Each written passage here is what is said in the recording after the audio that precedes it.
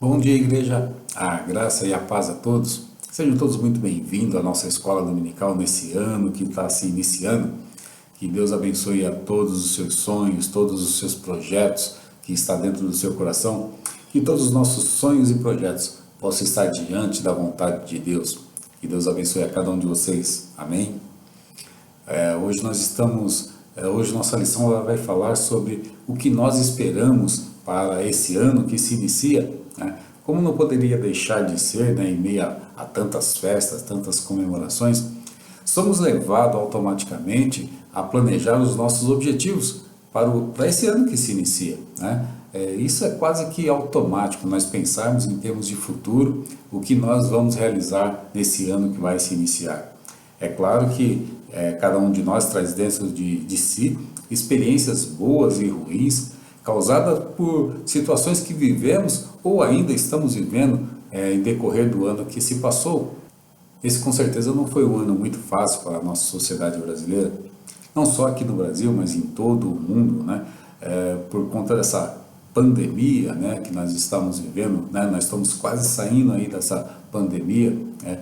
E muitos perderam seus familiares, muitos perderam seus amigos, pessoas próximas, pessoas queridas, muitos perderam a convivência social, né? Hoje o comportamento na nossa sociedade mudou, né? Perdemos a liberdade de nos relacionarmos uns com os outros. Tivemos que nos adaptar, né, a uma nova realidade, né, sem contar com as dificuldades que essa pandemia nos trouxe, né? Dificuldades econômicas, dificuldades em relacionamento. Pesquisa mostra que o número de divórcios, né, aumentaram em muito, né, nesse ano da pandemia. Muitos terminaram seus relacionamentos, desempregos, né, enfim, lutas, né, lutas que nós passamos e ainda alguns estão passando. E aí vai uma pergunta, como diz o ditado popular: será que nós temos fé suficiente para olhar para trás, olhar para esse ano que se passou e agradecer a Deus pelas dificuldades, pelos problemas que nós enfrentamos, né? Às vezes nós estamos tão focados nos nossos problemas que esquecemos de ver as vitórias que nós tivemos. Muitas vezes nos acostumamos a só destacar as coisas ruins e esquecemos de destacar as vitórias que nós tivemos. Por exemplo, quantos de nós já passamos por situações quando queremos desabafar, queremos conversar com um amigo, né, para falar sobre os nossos problemas ou alguma coisa que nós passamos, né, e logo somos interrompidos pelo nosso amigo contando uma experiência mais desastrosa, mais difícil, né, que ele viveu ou que ele conhece, né? Até parece que há uma disputa, né, de quem passou por situação mais difícil, né? Mas podemos dizer que tudo depende do nosso ponto de vista, tudo depende do ponto que nós enxergamos o problema, né? Por exemplo, eu vivi uma situação difícil, muito dolorosa, quando eu era adolescente. Quando eu fui retirar um dente, esse dente quebrou ao meio, né? E ele teve que ser arrancado em duas etapas, né? Tive que tomar antibiótico, anti-inflamatório, até desinflamar, desinchar, para que pudesse ser concluída a retirada do dente. Diante dessa situação, nós poderíamos adotar duas posturas, né? A primeira é lamentar, é claro, a dor que sentimos aí por quase 2 semanas, né? Parecia dias intermináveis, né? Ou simplesmente nós sermos gratos a Deus, porque mesmo diante de toda a dificuldade, mesmo diante de todos os problemas, né, de tanta dor, finalmente deu certo, né? Finalmente concluiu, finalmente retiramos o dente e estamos livres da dor. Geralmente somos levados a destacar o nosso sofrimento, né? O quanto nós sofremos, né? Da dificuldade que nós passamos. Damos mais valor ao problema do que ao resultado. Parece que estamos vivendo o problema e esquecemos de agradecer o resultado que nós conseguimos, que tantos almejamos, né? É difícil nós mantermos um coração grato a Deus quando estamos vivendo um problema, quando estamos enfrentando os nossos problemas no nosso dia a dia. Pode até parecer um pensamento masoquista, mas não é. Se nós quisermos ter vitória, nós temos que passar pelas lutas, né? Não adianta nós fugirmos dos nossos problemas ou pararmos a nossa vida para ficar reclamando e lamentando que estamos passando por um problema. Um dos versículos mais conhecidos dentro da Bíblia, né, está lá em João, capítulo 16, versículo 33, quando Jesus diz: aos seus discípulos. Vamos dar uma lida nesse versículo. Ele diz assim: eu lhe disse essas coisas para que em mim vocês tenham paz. Neste mundo vocês terão aflições, contudo, tenham bom ânimo, eu venci o mundo. Jesus estava prestes a viver um dos momentos mais difíceis da sua vida, que era a crucificação, e ele sabia que os seus discípulos não estariam ao seu lado nesse momento, né? Jesus ele chega a profetizar aos seus discípulos que eles seriam dispersos, mas que Deus estaria ao seu lado. Jesus exorta os seus discípulos a estarem firmes diante das aflições que viriam pela frente, né? Isso nos leva a pensar como nós deveríamos nos comportar diante dos problemas que nós vivemos em nosso dia a dia. Ou nós seremos gratos a Deus mesmo diante dos problemas, ou nós nos comportaremos como uma criança mimada. Estamos diante de um ano novo, um ano que traz muitas oportunidades para nós conquistarmos aquilo que nós não conquistamos no ano que se passou e corrigirmos aquilo que nós fizemos de errado, né? Precisamos agora é ter coragem de mudar, né? Mudar as nossas atitudes, mudar os nossos pensamentos, perdoar aquilo que nos fez mal durante o ano que se passou, né? Um texto que nos ajuda a entender o que é ter um coração grato diante de Deus, mesmo diante de todos os problemas que circulam a nossa vida, no nosso dia a dia, está lá registrado lá no livro de Tiago, aquele que nós estudamos no trimestre passado, né? Onde Tiago encoraja seus irmãos em Cristo a viver um cristianismo autêntico, né? Ou seja, uma religião pura, né? Uma religião de verdade, né? Tiago ele escreve a dois grupos de cristãos que se destacavam naquela sociedade: os cristãos que eram muito ricos e os cristãos que eram muito pobres. Isso causava um desequilíbrio muito grande naquela sociedade, né?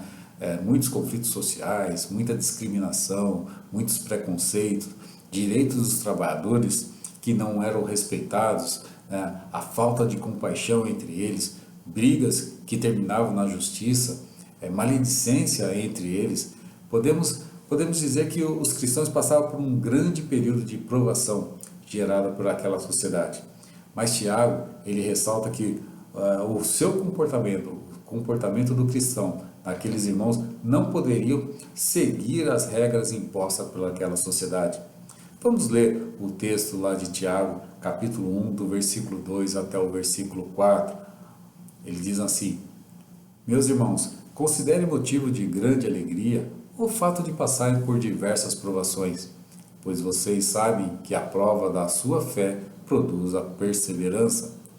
E a perseverança deve ter ação completa, a fim de que vocês sejam maduros e íntegros, sem lhe faltar coisa alguma. Tiago diz que toda aprovação vai de encontro à nossa fé, né? E quando nós nos mantemos firmes, não deixamos ser abalados pelos nossos problemas ou pelas nossas provações, né? Isso produz a perseverança. E a perseverança nos traz o amadurecimento espiritual. Tiago ele faz várias orientações sobre o comportamento do cristão verdadeiro, né? Ele faz uma distinção entre o que é aprovação e o que é tentação. Aprovação são fatores externos que vão de encontro ao cristianismo, vão de encontro às leis de Deus. E a tentação somos tentados pelos nossos próprios desejos, pelas nossas próprias vontades. Vamos dar uma lida lá em Tiago, capítulo 4, versículo 1. Ele diz assim: de onde vêm as guerras e contendas que há entre vocês? Não vêm das paixões que guerreiam dentro de vocês? Tiago ele está exortando aqueles irmãos em Cristo a guardar o seu coração dos maus desejos, dos maus pensamentos, para que isso não corrompa a sua fé. Esses desejos, né, eles não dependem de fatores externos, mas depende daquilo que nós estamos alimentando os nossos sentimentos, daquilo que nós estamos cultivando em nosso coração. E aí vai uma pergunta que serve para todos nós, né? Os nossos desejos, as nossas vontades, estão condizentes com a vontade de Deus? Isso nós devemos nos perguntar e refletir, né? Nós estamos iniciando um ano novo, né? Um ano cheio de oportunidades para a nossa vida, para nós fazermos diversas coisas diferentes, mas um ano também para nós sermos gratos a Deus pelos problemas que nós passamos, pelas vitórias que nós conquistamos.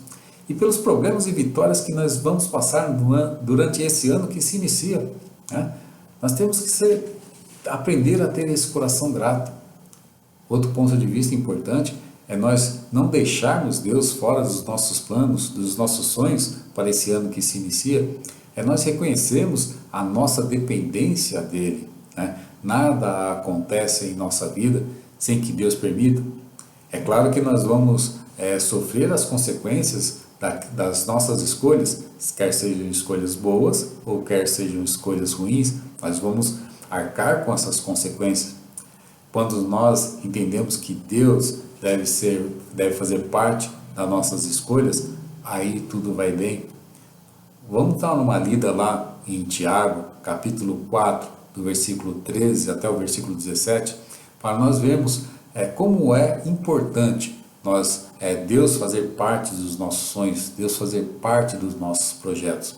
Vamos dar uma lida no nosso texto. Ele diz assim: ouçam agora, vocês que dizem, hoje ou amanhã iremos para esta ou aquela cidade.